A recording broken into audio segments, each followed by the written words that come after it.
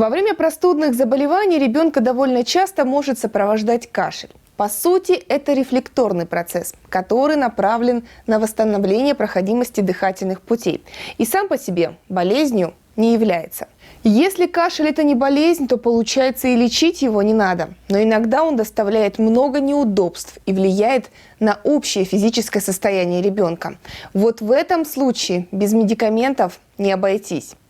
Как помочь ребенку при кашле во время простуды и заметить тревожные признаки в случае осложнений, расскажем в рубрике «Недетские вопросы». Недомогание, озноб и мучительный кашель у ребенка. С такими проблемами сталкиваются все родители, особенно в зимний период. Кашель является одним из наиболее частых симптомов заболеваний детского возраста. И порой от него очень сложно избавиться.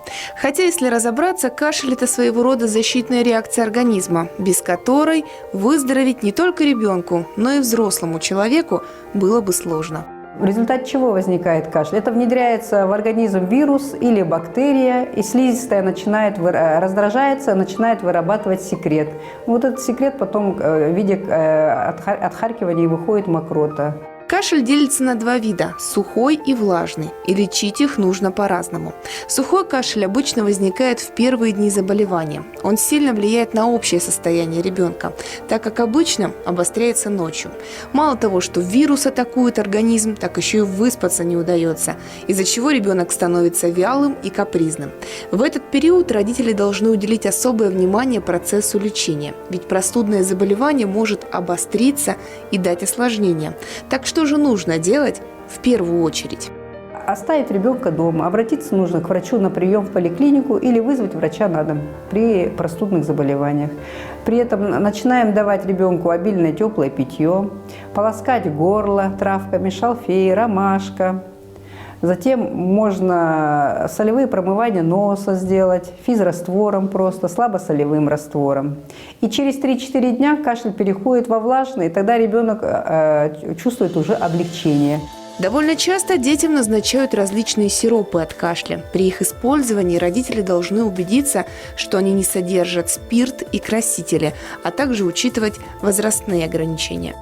Маленьким детям мы только теплое питье рекомендуем. Мама должна почаще кормить грудью, можно давать отвары трав и просто теплую кипяченую воду и в виде дренажа. А сиропы мы уже назначаем детям постарше, где-то после 6 месяцев, ближе к году, и более старшему возрасту. Сиропы есть разные, от сухого кашля, чтобы облегчить состояние ребенка, и уже когда пойдет мокрота, мы назначаем сироп отхаркивающий, чтобы легче было ребенку отхаркнуть мокроту. Стоит учитывать, что кашель имеет свой характер, и крайне опасен он в следующих случаях.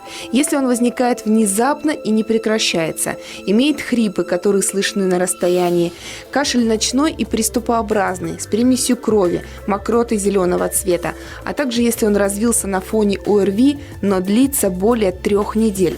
В этих случаях углубленное обследование ребенка и обращение за помощью к врачу должно быть незамедлительным.